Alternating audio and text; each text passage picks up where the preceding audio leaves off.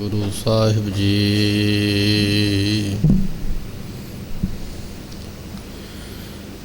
तुद आगे अरदास हमारी,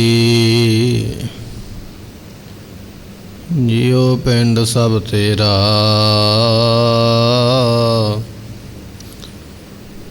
कहो नानक सब तेरी वड्याई, कोई नाओ न जाने मेरा।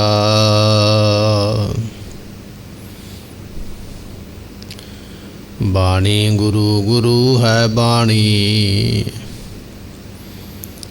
विच बाणी अमृत सारे। गुरबाणी कह सेवक जन मानै, परतख गुरु निस्तारे। तुर की बाणी आई, तिन सगली चिंत मिटाई। दयाल पुरख मेहरबाना, हर नानक साच खाना। सुकाओ टल गुर सेविया, ऐनस सहज सुभाए। दर्शन पसिय गुरु के, जन्म मरण दुख जाए। हुए सिफत समधि, डोरे हरसों कुरसों चटिया। तुद डिठे सच्चे पातशाह, माल जन्म जन्म दी कटिया। तुद डिठे सच्चे पातशाह, माल जन्म जन्म दी कटिया। सतनाम श्री वाहिगुरु साहिब जीओ। श्लोक महला तीजा। विण नावै सब भरम दे, नित जग तोटा संसार। मनमुख कर्म कमावणे, हऊँ मैं अंध गुवार।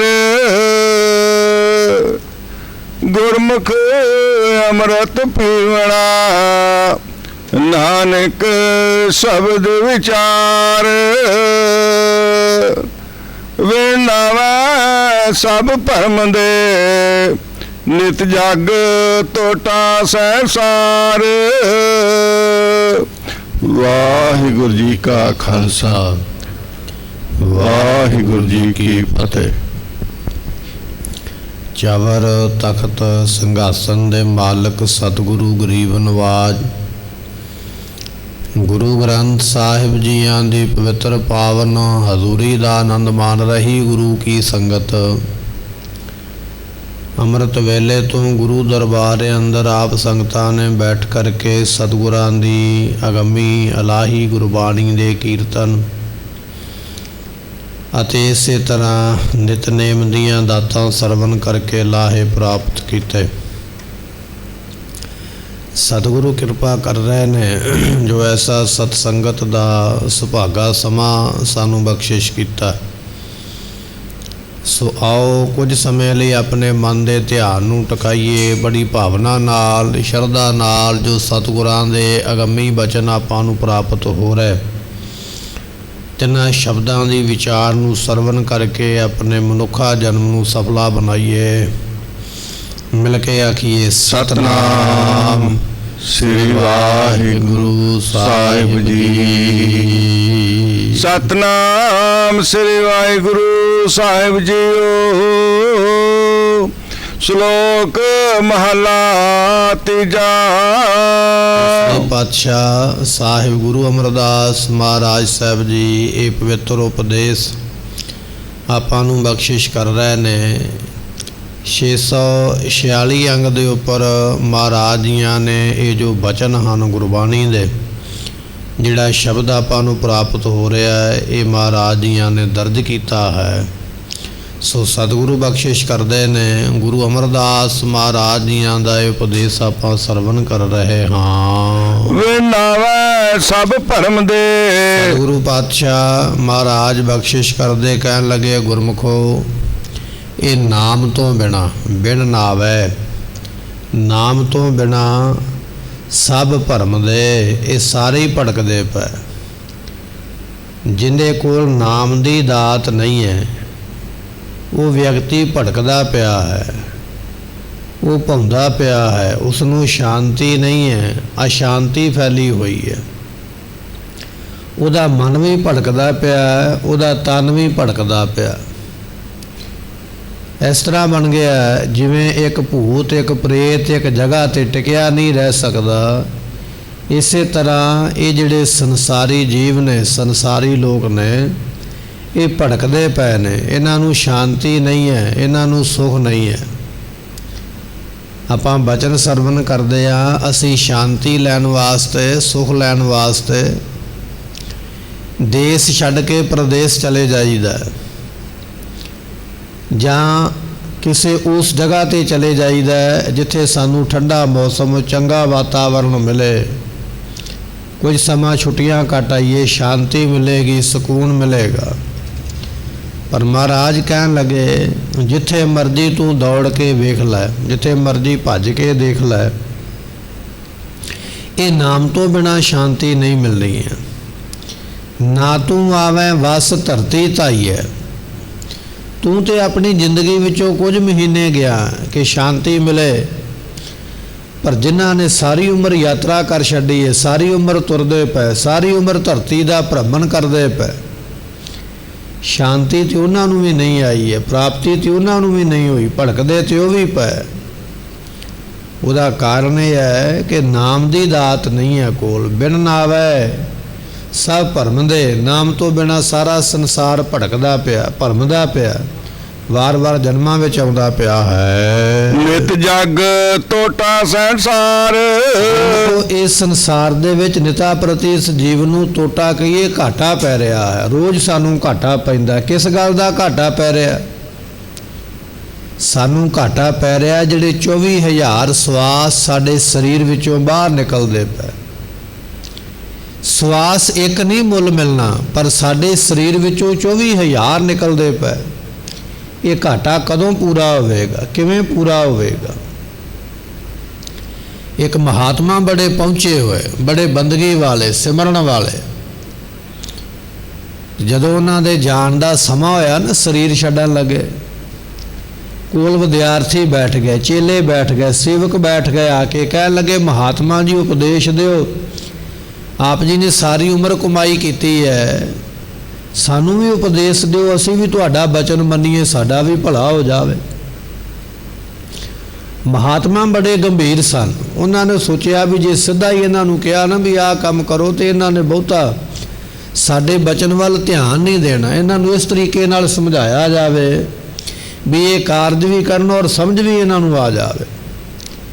ਤੇ ਉਹਨਾਂ ਨੇ ਬੜੇ ਪਿਆਰ ਦੇ ਨਾਲ ਆਖਿਆ, ਕਹਿਣ ਲੱਗੇ ਗੁਰਮੁਖੋ, ਮੇਰੇ ਕੋਲ ਤੇ ਇੰਨੇ ਸਾਹ ਹੀ ਨਹੀਂ ਰਹਿ ਗਏ ਮੈਂ ਤੁਹਾਨੂੰ ਉਪਦੇਸ਼ ਦੇਵਾਂ। ਬੜੇ ਥੋੜੇ ਨੇ ਮੇਰੇ ਕੋਲ ਸਵਾਸ। ਜੇ ਤੁਸੀਂ ਮੇਰੇ ਕੋਲੋਂ ਉਪਦੇਸ਼ ਲੈਣਾ ਚਾਹੁੰਦੇ ਹੋ, ਮੇਰੇ ਸਰਾਣੇ ਇੱਕ ਧਨ ਦੀ ਥੈਲੀ ਪਈ ਹੋਈ ਹੈ, ਧਨ ਪਿਆ ਹੋਇਆ ਮੇਰੇ ਸਰਾਣੇ, ਕੁਝ ਇਕੱਠਾ ਕੀਤਾ, ਇਹ ਧਨ ਲੈ ਕੇ ਬਾਜ਼ਾਰ ਵਿੱਚ ਚਲੇ ਜਾਓ।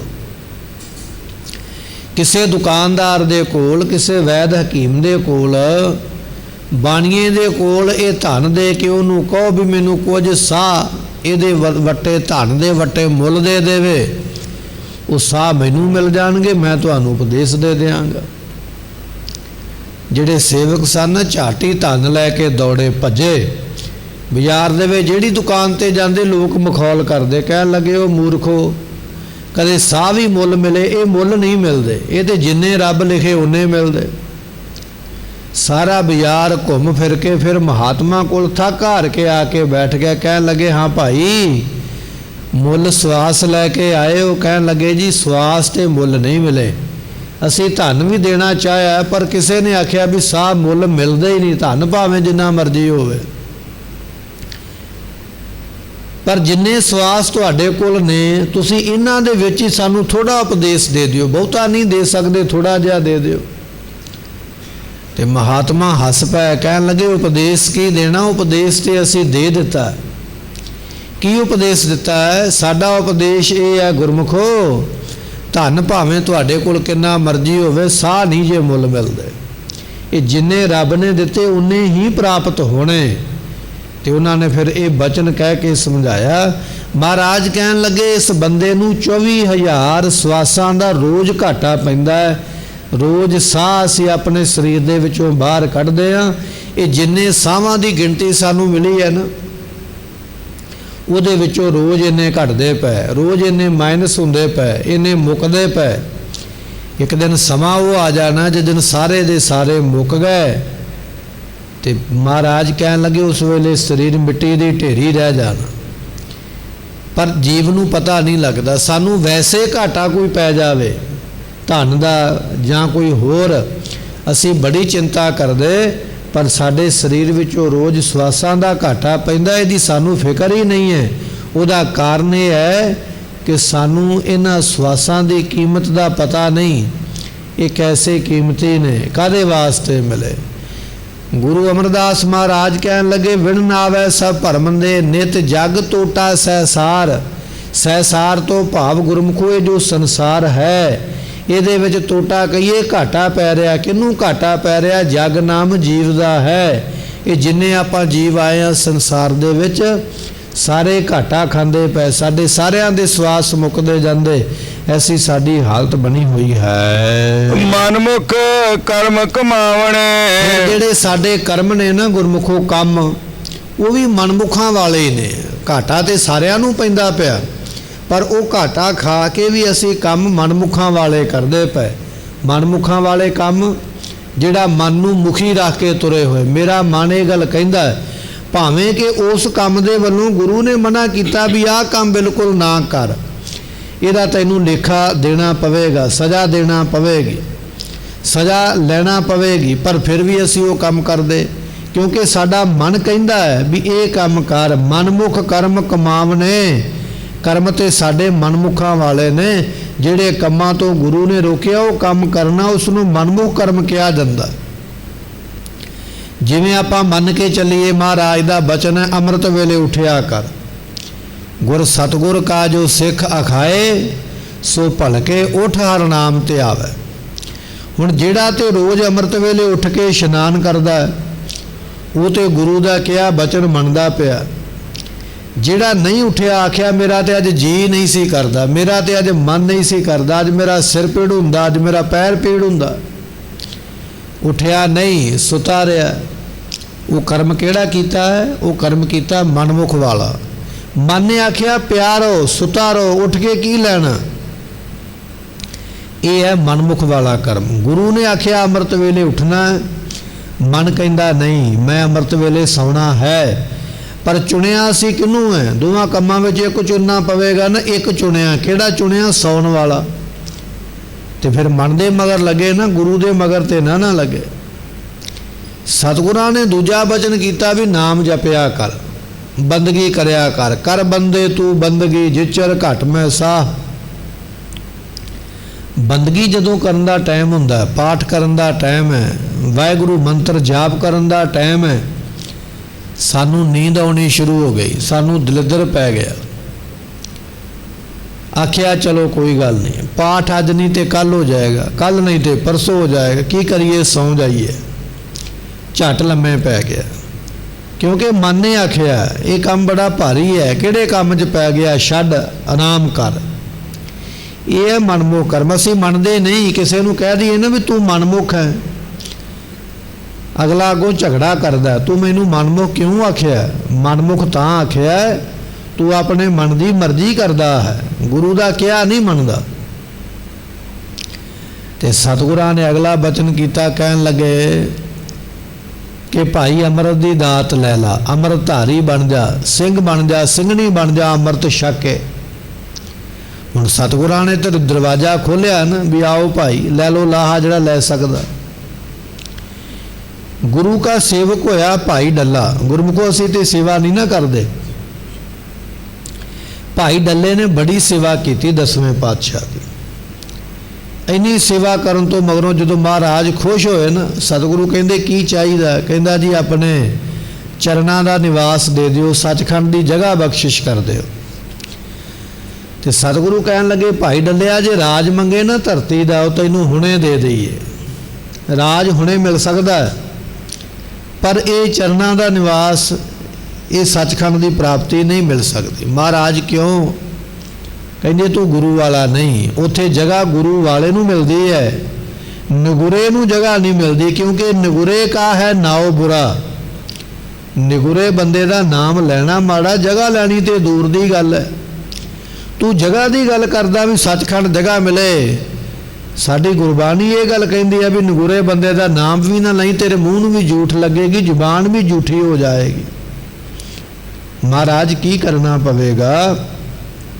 ਸਤਿਗੁਰੂ ਪਾਤਸ਼ਾਹ ਕਹਿੰਦੇ ਗੁਰੂ ਵਾਲਾ ਬਣਨਾ ਪਵੇਗਾ, ਖਸਮ ਵਾਲਾ ਬਣਨਾ ਪਵੇਗਾ। ਸਤ ਬਚਨ ਕਹਿ ਕੇ ਬਚਨ ਮੰਨ ਲਿਆ। ਗੁਰਮੁਖੋ ਹੁਣ ਇਹ ਤੇ ਇਤਿਹਾਸ ਦੀ ਸਾਖੀ ਆਪਾਂ ਸੁਣ ਲਈ ਹੈ। ਹੁਣ ਆਪਾਂ ਇਸ ਗੱਲ ਦੇ ਉੱਪਰ ਵਿਚਾਰ ਕਰਨੀ ਹੈ ਵੀ ਸਤਿਗੁਰਾਂ ਦਾ ਹੁਕਮ ਤੇ ਸਾਨੂੰ ਵੀ ਹੈ ਨਾ, ਪਰ ਅਸੀਂ ਕਿੰਨੇ ਆ ਜਿਨ੍ਹਾਂ ਨੇ ਬਚਨ ਮੰਨ ਕੇ ਸਿੰਘ ਬਣ ਗਏ, ਸਿੰਘਣੀ ਬਣ ਗਏ, ਅੰਮ੍ਰਿਤ ਛਕ ਲਿਆ? ਨਹੀਂ।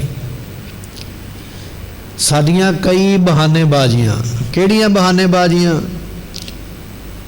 ਪਤਾ ਨਹੀਂ ਬੱਚੇ ਕਿਸ ਤਰ੍ਹਾਂ ਦੇ ਹੋਣਗੇ, ਮੈਨੂੰ ਉਹਨਾਂ ਦੇ ਮੁਤਾਬਕ ਚੱਲਣਾ ਪੈਣਾ। ਪਤਾ ਨਹੀਂ ਕੁੜਮ ਕਿਹੋ ਜਿਹਾ ਮਿਲਣਗੇ, ਉਹਨਾਂ ਦੇ ਮੁਤਾਬਕ ਵੇਖਣਾ ਪੈਣਾ।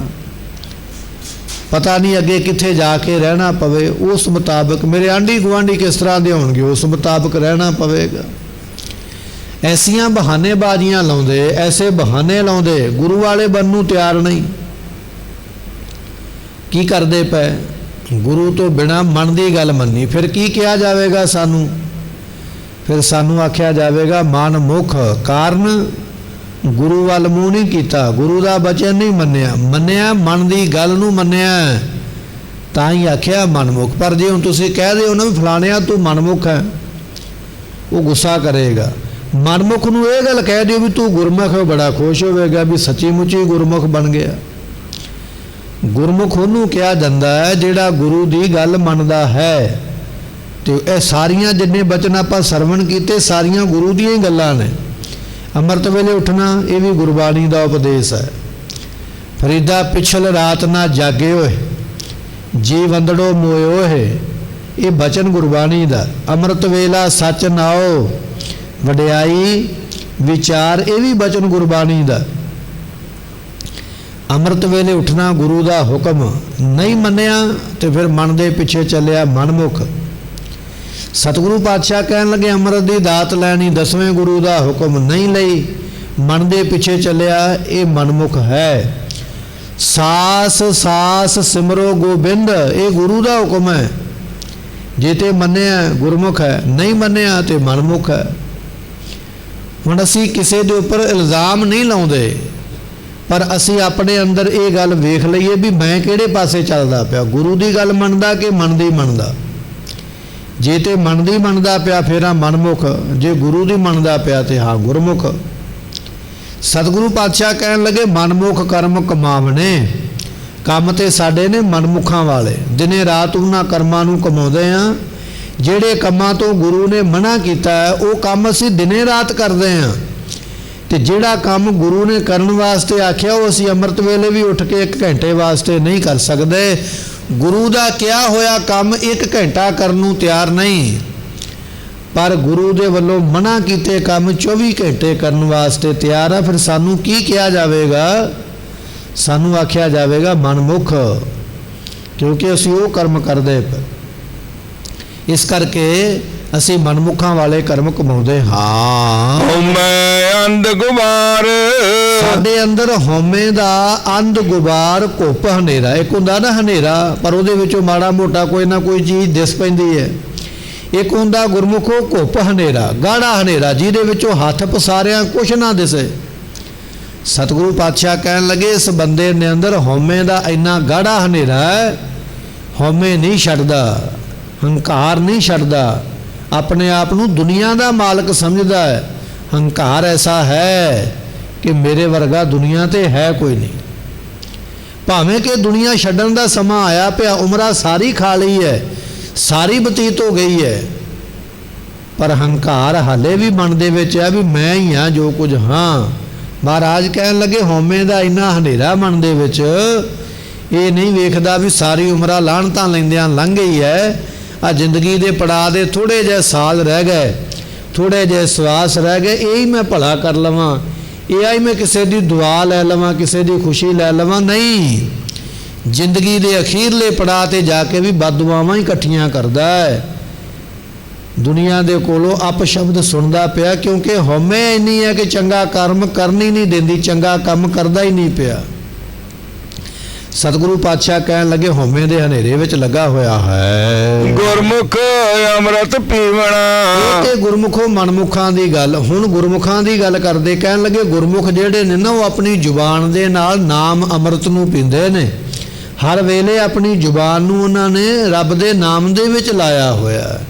ਰੇ ਜਿਹਬਾ ਤੇਰੇ ਕਰੋ ਸਤਖੰਡ, ਜਾਮ ਨਾ ਉਚਰਸ ਸ੍ਰੀ ਗੋਬਿੰਦ। ਭਗਤਾਂ ਦਾ ਬਚਨ ਹੈ, ਸਤ ਤੋਂ ਭਾਵ ਗੁਰਮੁਖੋ 100।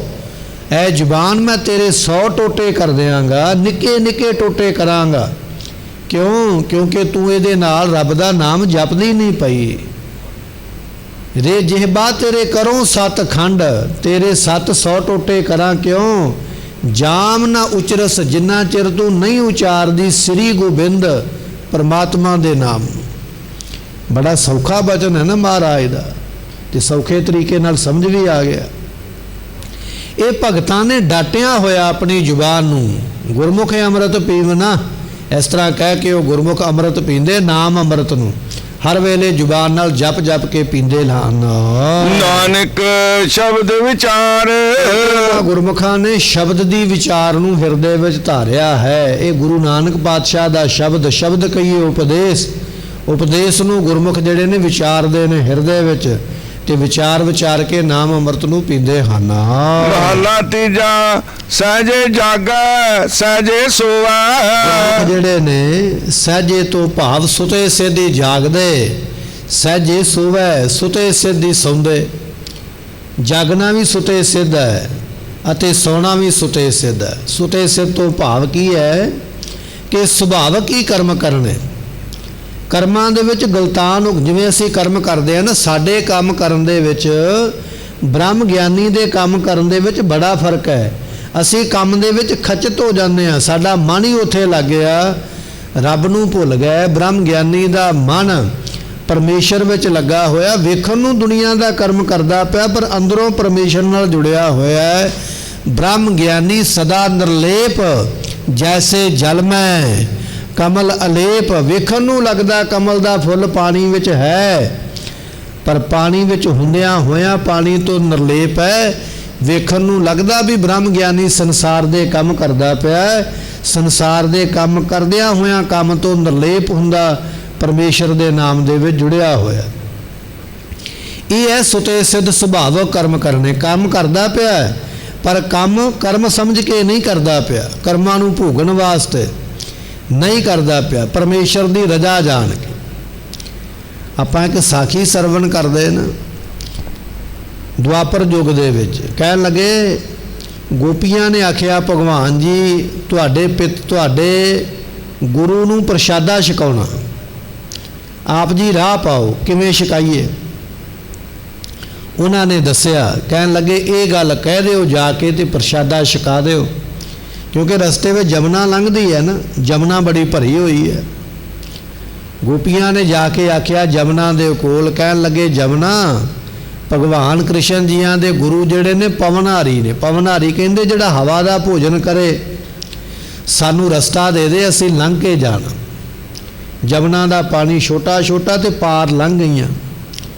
ਜਦੋਂ ਜਾ ਕੇ ਗੁਰੂ ਦੇ ਅੱਗੇ ਰੱਖੇ ਨਾ ਥਾਲ ਪ੍ਰਸ਼ਾਦਿਆਂ ਦੇ, ਮਠਿਆਈਆਂ ਦੇ, ਕਈ ਕੁਝ ਬਣਿਆ ਹੋਇਆ, ਤੇ ਉਹ ਗੁਰੂ ਨੇ, ਭਗਵਾਨ ਦੇ ਗੁਰੂ ਨੇ ਸਾਰਾ ਕੁਝ ਹੀ ਛਕ ਲਿਆ। ਮਨ ਵਿੱਚ ਬਣੀਆਂ ਹੈਰਾਨ ਹੋਈਆਂ। ਭਗਵਾਨ ਜੀ ਕਹਿੰਦੇ ਨੇ ਕਿ ਮੇਰਾ ਗੁਰੂ ਪਵਨਹਾਰੀ ਹੈ, ਹਵਾ ਦਾ ਹੀ ਭੋਜਨ ਕਰਦਾ, ਪ੍ਰਸ਼ਾਦਾ ਤੇ ਛਕਦਾ ਨਹੀਂ। ਜਮਨਾ ਨੂੰ ਅਸੀਂ ਆਖਿਆ ਜਮਨਾ ਰਾਹ ਦੇ, ਅਸੀਂ ਆਪਣੇ ਸਵਾਮੀ ਦੇ ਗੁਰੂ ਕੋਲ ਚੱਲੀਆਂ, ਉਹ ਪਵਨਹਾਰੀ ਹੈ। ਜਮਨਾ ਏਡੀ ਵੱਡੀ ਨਦੀ ਹੈ, ਦੇਵੀ ਹੈ, ਉਹਨੇ ਵੀ ਰਸਤਾ ਦਿੱਤਾ ਹੈ, ਪਰ ਇਹ ਵਿਅਕਤੀ ਤੇ ਸਾਡੇ ਸਾਹਮਣੇ ਸਾਰਾ ਕੁਝ ਛਕ ਗਿਆ। पर हुण डरदियां ਉਹਨੂੰ ਕਹਿ नहीं सकियां भी जे गुरु ਨੂੰ ਪੁੱਛਾਂਗੀਆਂ ਕਿਤੇ नाराज ना हो जावे।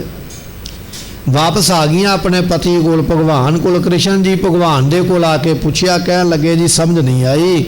उन्होंने भोजन छकिया, तुसी आखदे हो भी वो पवनहारी ने, जमुना ने रस्ता भी दिता।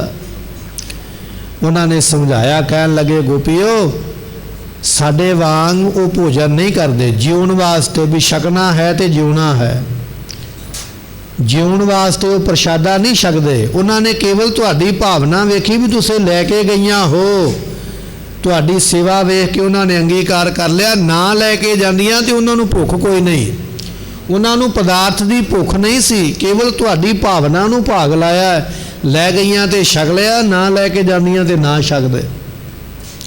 पदार्थ नूं माणदे जरूर ने पर लोड़ समझ के नहीं, पदार्थ नूं माणदे ने दुनिया का भला जान के। ये है उन्हां दी अवस्था। कर्म करते पै, कर्म नूं ये नहीं समझ के करते पै कि मेरी लोड़ है, काम करते पै ये नहीं करते पै कि मेरी लोड़ है, नहीं, इस कर्म दे नाल, इस काम दे नाल इहदा भला होना है, तां वो कर्म करदे, तां उन्हां नूं आखिया जांदा वो निर्लेप ने, कर्म करदियां होयां भी कर्म तो बाहर ने, अपने वास्ते नहीं करते पै, वो करते पै दूजे दे वास्ते। इस करके उस कर्म तो रहत हो गए, निर्लेप हो गए, वो कर्म उन्हां ते लागू नहीं है। दुनिया के लोगों को मौत आवे तो आखीदा मरना होया, मर गया फलाना, पर धर्म वास्ते, कौम वास्ते कोई शरीर अपना बलिदान देवे, उन्होंने मरना नहीं कहा जाता, उन्होंने आख्या जाता शहीद हो गया। कारण यह है उन्हें वो कर्म अपने वास्ते नहीं किया, उन्हें कर्म किया दूजे दी भले वास्ते। वो निर्लेप है, अपने वास्ते नहीं मरदा पिया, दूजे दे वास्ते तन त्यागदा पिया। महाराज कहन लगे सहजे जागै सहजे सोवै, गुरमुख जिहड़े ने उन्हां दा जागना, उन्हां दा सौना सुते सिद्ध ही है, सुभाविक ही ये कर्म हुंदा उन्हां दा भले वास्ते, फिर बख्शिश करदे हन। सहजे जागै सहजे सोवै, गुरमुख जिहड़े ने कहन लगे सहजे जागे, ज्ञान अवस्था विच सदा ही जागदे रहिंदे, सुतियां भी वाहिगुरु, जागदियां भी वाहिगुरु, सुतियां भी राम राम, जागदियां भी राम राम। ये गुरमुख जिहड़े ने सुते सिद्धि कहन लगे ज्ञान अवस्था में जागते रहिंदे, इस तरह बख्शदे हन। गुरमुख अंदन उस्तत होवै, सहजे सोवै, ते सौना की है शांति रूपी निंद्रा दे विच, शांति दी नींद आउंदी है। सानू ते महंगे बैड दे उपर महंगे कमरे दे विच भी नींद नहीं आउंदी, सारी रात तड़फदे रहीदा, सोचते रहीदा, पीड़ां ते दर्दां फिकर। पर गुरमुखां नूं शांति दी नींद हुंदी है, जिथे बैठ गए जिन्ना मर्जी शोर शराबा पई जावे, जिन्ना मर्जी रौला पई जावे, जिन्ने मर्जी झगड़े होई जान, उन्हां दे अंदर इहो जी शांति है, वो शांति नूं डला कोई नहीं सकदा, वो हमेशा ही शांति दी नींद लैंदे, शांत मन उन्हां दा रहिंदा। एक राजे दी लड़की ने ऐलान किया, कहन लगी भी कोई भी साधु जिहड़ा ये गल कहिंदा कि मेरी समाधि लग जाती है, समाधि ला के विखावे, मैं उहदी समाधि भंग करके विखावांगी, तो जे भंग ना कर सकी तो मैं उहदे नाल फिर विआह करावांगी, अद्धा राज भाग भी उहनूं दे देंगे। बड़े बड़े साधु आ गए, लम्मे लम्मे जटाधारी, कोई भगवे कपड़ियां वाला, कोई मत्थे ते तिलक वाला, कोई गल विच बड़ियां माला पाई बैठा। जिहड़ा भी आके समाधि लाउंदा है, नेत्र बंद करदा है, राजे दी धी उहदे अगे आके नाच करदी है, नृत करदी है, कपड़े तन ते इहो जे पा लैंदी है, वड्डे वड्डे साधुआं दा ध्यान टुट जांदा, अखां खुल जांदियां, भावना बदल जांदी है, मैले मन हो जांदे। धन गुरु अर्जन देव महाराज जियां दा एक सिख आ गया, चलदा होया बैठ गया आके बाग विच, किसे काम जा रहा सी, पर रस्ते विच आराम करन वास्ते बाग विच टिकिया। नेत्र बंद कीते गुरु के सिख ने, मुखों आख्या सुखमनी सुख अमृत प्रभ नाम, भगत जना कै। नेत्र कीते बंद, सुखमनी साहब का पाठ हो गया शुरू। किसी नौकर ने जाके राजे की धी नूं दस्सिया कि साधु आया, नेत्र बंद करके बैठा होया, ਆ ਗਈ ਫਿਰ ਆਪਣੇ ਤਨ ਤੇ ਹਾਰ ਸ਼ਿੰਗਾਰ ਕਰਕੇ ਨਿਰਤ ਕਰਦੀ ਪਈ ਹੈ, ਬੜਾ ਕੁਝ ਬੋਲਦੀ ਪਈ ਹੈ, ਬੜੇ ਹਾਵ ਭਾਵ ਕੀਤੇ, ਪਰ ਸਾਧੂ ਨੂੰ ਕੋਈ ਪਤਾ ਨਹੀਂ।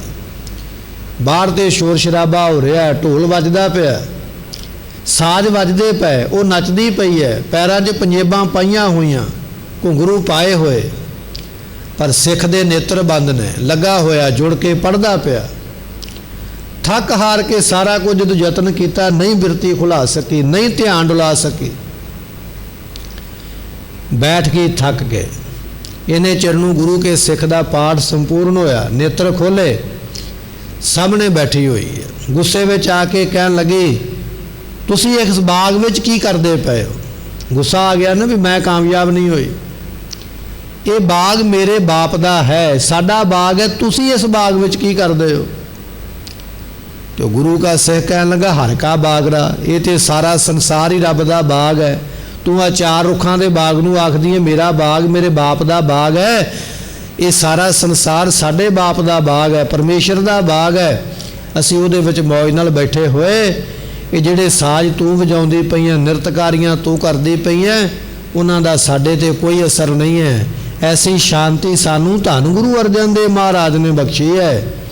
ਐਸਾ ਸ਼ਾਂਤ ਸੁਭਾਅ ਬਖਸ਼ਿਸ਼ ਕੀਤਾ ਹੈ, ਐਸਾ ਟਿਕਾ ਬਖਸ਼ਿਸ਼ ਕੀਤਾ, ਦੁਨੀਆ ਦਾ ਕੋਈ ਵੀ ਕਰਮ ਸਾਡੇ ਉਸ ਸੁਭਾਅ ਨੂੰ, ਉਸ ਕਰਮ ਨੂੰ ਬਦਲ ਨਹੀਂ ਸਕਦਾ।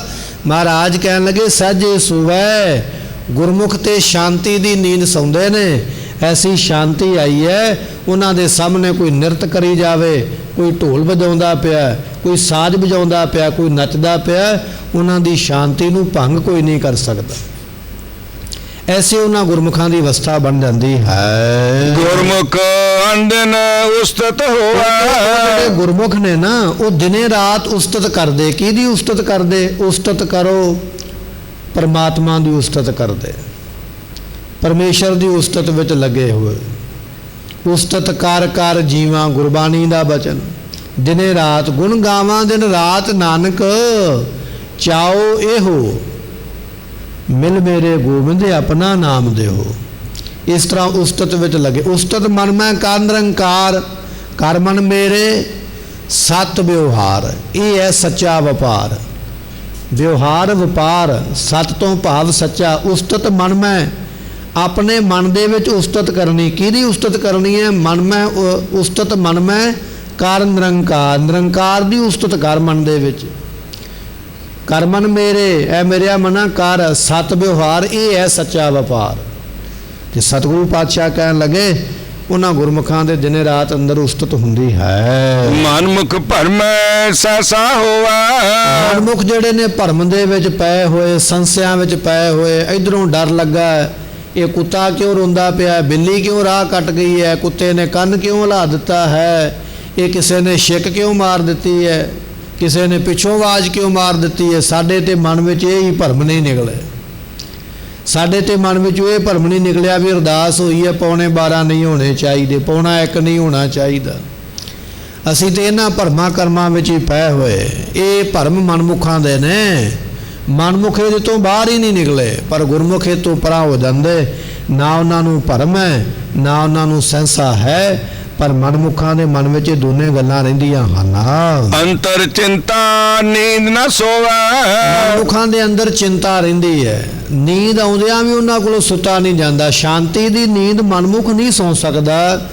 ਬੜੀਆਂ ਬੜੀਆਂ ਤੇਜ਼ ਦਵਾਈਆਂ ਖਾਣੀਆਂ ਪੈਂਦੀਆਂ, ਗੋਲੀਆਂ ਲੈਣੀਆਂ ਪੈਂਦੀਆਂ, ਇਹੋ ਜਿਹਾ ਪਾਊਡਰ ਦੁੱਧ ਵਿੱਚ ਮਿਲਾ ਕੇ ਪੀਣੇ ਪੈਂਦੇ, ਮੈਨੂੰ ਨੀਂਦ ਹੀ ਆ ਜਾਵੇ। ਆਉਂਦੀ ਨਹੀਂ, ਨੇਤਰ ਖੁੱਲ੍ਹਾ ਹੀ ਰਹਿੰਦੇ, ਦਿਮਾਗ ਜਾਗਦਾ ਹੀ ਰਹਿੰਦਾ। ਮਹਾਰਾਜ ਕਹਿਣ ਲੱਗੇ, ਅੰਦਰ ਚਿੰਤਾ, ਨੀਂਦ ਤਾਂ ਨਹੀਂ ਆਉਂਦੀ, ਅੰਦਰ ਚਿੰਤਾ ਪਈ ਹੋਈ ਹੈ, ਤੇ ਚਿੰਤਾ ਕਰਕੇ ਨੀਂਦ ਨਹੀਂ ਆਈ। ਧੁਰ ਕੀ ਬਾਣੀ ਆਈ, ਤਿਨ ਸਗਲੀ ਚਿੰਤ ਮਿਟਾਈ। ਬਾਣੀ ਪੜਨ ਵਾਲੇ ਦੀ ਚਿੰਤਾ ਮੁੱਕ ਗਈ, ਨੀਂਦ ਵੀ ਆ ਗਈ ਹੈ। ਬਾਣੀ ਨਾ ਪੜਨ ਵਾਲੇ ਦੇ ਅੰਦਰ ਚਿੰਤਾ ਹੈ, ਉਹਨੂੰ ਨੀਂਦ ਦੀ ਗੋਲੀ ਖਾ ਕੇ ਵੀ ਨੀਂਦ ਨਹੀਂ ਆਉਂਦੀ ਪਈ। ਐਸੀ ਹਾਲਤ ਮਨਮੁਖ ਦੀ ਬਣ ਗਈ ਹੈ। ਗਿਆਨੀ ਜਾਗਾ ਸਭ ਹੈ ਸੁਭਾਏ। ਗਿਆਨੀ ਪੁਰਸ਼, ਗਿਆਨਵਾਨ, ਗਿਆਨ ਅਵਸਥਾ ਵਿੱਚ ਜਾਗਦੇ, ਅਤੇ ਇਸੇ ਤਰ੍ਹਾਂ ਸਵੈ ਸੁਭਾਏ, ਸੁਭਾਵਕ ਪ੍ਰੇਮ ਦੇ ਵਿੱਚ ਹੀ ਉਹਨਾਂ ਦਾ ਸਵੇ ਕਹੀਏ ਸੌਣਾ ਵੀ ਗਿਆਨ ਦੇ ਵਿੱਚ ਹੈ। ਜਾਗਣਾ ਵੀ ਗਿਆਨ ਦੇ ਵਿੱਚ ਹੈ, ਜਾਗਦੇ ਵੀ ਨਾਮ ਜਪਦੇ, ਸਵੇ ਸੁੱਤੇ ਹੋਏ ਵੀ ਗਿਆਨੀ ਪੁਰਸ਼ ਨਾਮ ਜਪਦੇ, ਸੁਭਾਏ ਕਹੀਏ ਐਸਾ ਪ੍ਰੇਮ ਉਹਨਾਂ ਦਾ ਬਣਿਆ ਹੈ। ਨਾਨਕ ਨਾਮ ਰਤਿਆ ਬਲ ਜਾਓ। ਅੱਜ ਕਹਿੰਦੇ ਭਾਈ ਜਿਹੜੇ ਨਾਮ ਦੇ ਵਿੱਚ ਰੰਗੇ ਗਏ ਉਹਨਾਂ ਤੋਂ ਬਲਿਹਾਰ ਕਿਉਂ ਨਾ ਜਾਈਏ, ਸਦਕੇ ਕਿਉਂ ਨਾ ਜਾਈਏ, ਵਾਰੀ ਕਿਉਂ ਨਾ ਜਾਈਏ। ਅਸੀਂ ਉਹਨਾਂ ਤੋਂ ਵਾਰੀ ਜਾਂਦੇ ਹਾਂ ਜਿਹੜੇ ਤੇਰੇ ਨਾਮ ਦੇ ਵਿੱਚ ਰੰਗੇ ਗਏ, ਉਹਨਾਂ ਤੋਂ ਬਲਿਹਾਰ ਕੁਰਬਾਨ ਸਦਕੇ ਜਾਣਾ ਕਰੀਏ। ਪੌੜੀ ਸੇ ਹਰ ਨਾਮ ਧਿਆਵੈ ਜੋ ਹਰ ਰਤਿਆ। ਨਾਮ ਉਹ ਧਿਆਉਂਦੇ ਨੇ ਜਿਹੜੇ ਨਾਮ ਦੇ ਵਿੱਚ ਰੰਗੇ ਨੇ, ਜਿਨ੍ਹਾਂ ਨੂੰ ਨਾਮ ਦਾ ਰੰਗ ਚੜਿਆ ਨਾ, ਰਾਮ ਰੰਗ ਕਦੇ ਉਤਰ ਨਾ ਜਾਏ। ਐਸਾ ਨਾਮ ਦਾ ਰੰਗ ਜਿਨ੍ਹਾਂ ਨੂੰ ਚੜਿਆ ਉਹ ਗੁਰਮੁਖ ਦਿਨੇ ਰਾਤ ਉਹਦੇ ਨਾਮ ਨੂੰ ਧਿਆਉਂਦੇ ਹਨ। ਹਰ ਇੱਕ ਧਿਆਵੈ ਇੱਕ ਇੱਕੋ ਹਰ ਸਤਿਆ। ਇੱਕ ਧਿਆਵੈ ਇੱਕ, ਉਹ ਇੱਕੋ ਇੱਕ ਪਰਮੇਸ਼ਰ ਨੂੰ ਧਿਆਉਂਦੇ ਨੇ। ਗੁਰਮੁਖੋ ਸਾਡੇ ਕੋਲ ਤੇ ਮੰਤਰ ਹੀ ਬੜੇ ਨੇ, ਬੜਿਆਂ ਧਰਮਾਂ ਦੇ ਮੰਤਰ ਨੇ ਸਾਡੇ ਕੋਲ। ਆਹ ਮੰਤਰ ਇਸ ਵੇਲੇ ਜਪਣਾ, ਆਹ ਮੰਤਰ ਇਸ ਵੇਲੇ ਪੜ੍ਹਨਾ, ਐਸ ਰੱਬ ਦੀ ਪੂਜਾ ਇਸ ਵੇਲੇ ਕਰਨੀ ਹੈ, ਐਸ ਰੱਬ ਦੀ ਪੂਜਾ ਇਸ ਵੇਲੇ ਕਰਨੀ ਹੈ। ਤੇਰੇ ਮਨ ਵਿੱਚੋਂ ਤੇ ਹੀ ਨਹੀਂ ਭਰਮ ਗਿਆ ਵੀ ਰੱਬ ਹੈ ਹੀ ਇੱਕ, ਤੂੰ ਉਹਦੇ ਵਿੱਚ ਵੰਡੀਆਂ ਪਾ ਕੇ ਬੈਠਾ, ਪ੍ਰਾਪਤੀ ਕਿੱਥੋਂ ਹੋਵੇ। ਉਹ ਇੱਕੋ ਹੀ ਹੈ। ਮਹਾਰਾਜ ਕਹਿਣ ਲੱਗੇ ਹਰ ਇੱਕ ਧਿਆਵੈ ਇੱਕ, ਜਿਹੜੇ ਇੱਕੋ ਇੱਕ ਪਰਮੇਸ਼ਰ ਦੇ ਨਾਮ ਨੂੰ ਜਪਦੇ ਨੇ, ਇੱਕ ਦੇ ਪਾਸੇ ਜੁੜੇ ਨੇ, ਬਹੁਤੀਆਂ ਬੇੜੀਆਂ ਵਿੱਚ ਪੈਰ ਨਹੀਂ ਪਸਾਉਂਦੇ। ਮਹਾਰਾਜ ਕਹਿਣ ਲੱਗੇ ਭਾਈ ਇੱਕੋ ਹਰ ਸਤਿਆ, ਉਹ ਪਰਮੇਸ਼ਰ ਇੱਕੋ ਇੱਕ ਐਸਾ ਹੈ ਜਿਹੜਾ ਸਾਰਿਆਂ ਥਾਵਾਂ ਤੇ ਪ੍ਰਕਾਸ਼ ਹੋ ਰਿਹਾ, ਜਿਹਦੀ ਚੇਤਨ ਸਤਾ ਸਾਰਿਆਂ ਵਿੱਚ ਹੈ, ਜਿਹੜਾ ਸਾਰਿਆਂ ਵਿੱਚ ਸਮਾਇਆ ਹੋਇਆ ਹੈ। ਹਰ ਇੱਕੋ ਵਰਤੈ ਇੱਕ ਇੱਕੋ ਉਤਪਤਿਆ। ਹਰ ਇੱਕੋ ਵਰਤੈ ਇੱਕ, ਇੱਕੋ ਇੱਕ ਪਰਮਾਤਮਾ ਸਾਰਿਆਂ ਵਿੱਚ ਵਰਤਦਾ ਪਿਆ। ਇੱਕੋ ਪਰਮਾਤਮਾ ਤੋਂ ਸਾਰੇ ਉਤਪਤ ਹੋਏ, ਭਾਵੇਂ ਹਿੰਦੂ ਹੈ, ਮੁਸਲਮਾਨ ਹੈ, ਸਿੱਖ ਹੈ, ਈਸਾਈ ਹੈ, ਬੁੱਧੀ ਹੈ, ਜੈਨੀ ਹੈ, ਜੰਗਮ ਹੈ, ਸਰੇਵੜਾ ਹੈ, ਗੋਰਾ ਹੈ, ਕਾਲਾ ਹੈ, ਕੋਈ ਵੀ ਹੈ, ਪੈਦਾ ਕਰਨ ਵਾਲਾ ਸਾਰਿਆਂ ਨੂੰ ਇੱਕੋ ਹੀ ਹੈ। ਮਹਾਰਾਜ ਕਹਿਣ ਲੱਗੇ ਇੱਕੋ ਉਤਪਤਿਆ, ਬੰਦੇ ਵੀ ਉਹਨੇ ਪੈਦਾ ਕੀਤੇ, ਦੇਵਤੇ ਪਸ਼ੂ ਪੰਛੀ ਸਭ ਉਹ ਪੈਦਾ ਆਪ ਕਰਨ ਵਾਲਾ ਹੈ। ਜੋ ਹਰ ਨਾਮ ਧਿਆਵੈ ਤਿਨ ਦਰ ਸੱਟ ਕੱਤਿਆ। ਜਿਹੜੇ ਤੇਰਾ ਨਾਮ ਧਿਆਉਂਦੇ ਨੇ ਉਹਨਾਂ ਨੇ ਡਰ ਨੂੰ ਚੁੱਕ ਕੇ ਬਾਹਰ ਹੀ ਪਰੇ ਹੀ ਸੁੱਟ ਦਿੱਤਾ, ਡਰ ਉਹਨਾਂ ਦੇ ਲਾਗੇ ਆਇਆ ਹੀ ਨਹੀਂ। ਜਿਨ ਨਿਰਭਉ ਜਿਨ ਹਰਿ ਨਿਰਭਉ ਧਿਆਇਆ ਜੀ ਤਿਨ ਕਾ ਭਉ ਸਭ ਗੁਆਸੀ। ਤੇਰਾ ਨਾਮ ਜਪਣ ਵਾਲਿਆਂ ਨੇ ਡਰ ਚੁੱਕ ਕੇ ਪਰੇ ਕਰ ਦਿੱਤਾ ਹੈ। ਗੁਰਮਤਿ ਦੇਵੇ ਆਪ ਗੁਰਮੁਖ ਹਰ ਜਪਿਆ। ਗੁਰਮੁਖਾਂ ਨੂੰ ਗੁਰਮਤੀ ਵੀ ਉਹ ਆਪ ਹੀ ਦਿੰਦਾ। ਗੁਰਮਤ ਵੀ ਤੇ ਪ੍ਰਮਾਤਮਾ ਦੇ ਕੋਲ ਹੀ ਹੈ ਨਾ, ਗੁਰੂ ਦੇ ਕੋਲ ਹੀ ਹੈ ਨਾ। ਜਿਹਨੂੰ ਮਹਾਰਾਜ ਦੇਵੇ ਗੁਰਮਤ ਵੀ ਤੇ ਉਹਨੂੰ ਹੀ ਮਿਲਣੀ ਹੈ। ਗੁਰਮਤੀ ਦੇਵੇ ਆਪ, ਗੁਰੂ ਆਪਣੀ ਮੱਤ ਆਪ ਬਖਸ਼ਿਸ਼ ਕਰਦੇ, ਪਰ ਕਰਦੇ ਗੁਰਮੁਖਾਂ ਨੂੰ। ਉਹਨਾਂ ਗੁਰਮੁਖਾਂ ਨੇ ਗੁਰੂ ਦੀ ਮੱਤ ਲੈ ਕੇ ਗੁਰੂ ਦੇ ਨਾਮ ਨੂੰ ਜਪਿਆ ਹੈ, ਉਹਨਾਂ ਦਾ ਭਲਾ ਹੋ ਗਿਆ। ਸਮੇਂ ਦੀ ਸਮਾਪਤੀ, ਭੁੱਲਾਂ ਦੀ ਮੁਆਫੀ ਦਿਓ ਸਜਣ ਅਸੀਸੜੀਆਂ, ਜੋ ਵੈ ਸਾਹਿਬ ਸਿਓ ਮੇਲ। ਜੋ ਹਰ ਨਾਮ ਧਿਆਵੇ ਤਿਨ ਡਰ ਸੱਟ ਘਤਿਆ। ਗੁਰਮਤਿ ਦੇਵੇ ਆਪ ਗੁਰਮੁਖ ਹਰ ਜਪਿਆ। ਵਾਹਿਗੁਰੂ ਜੀ ਕਾ ਖਾਲਸਾ, ਵਾਹਿਗੁਰੂ ਜੀ ਕੀ ਫਤਿਹ। ਆਪ ਸੰਗਤਾਂ ਦੇ ਚਰਨਾਂ ਵਿੱਚ ਬੇਨਤੀ ਹੈ ਕਿ ਧੰਨ ਗੁਰੂ ਗ੍ਰੰਥ ਸਾਹਿਬ ਜੀਆਂ ਦੇ ਪ੍ਰਕਾਸ਼ ਦਿਹਾੜੇ ਦੇ ਸੰਬੰਧ ਵਿੱਚ ਅੱਜ 10:30 ਵਜੇ ਸ੍ਰੀ ਅਖੰਡ ਪਾਠ ਸਾਹਿਬ ਜੀ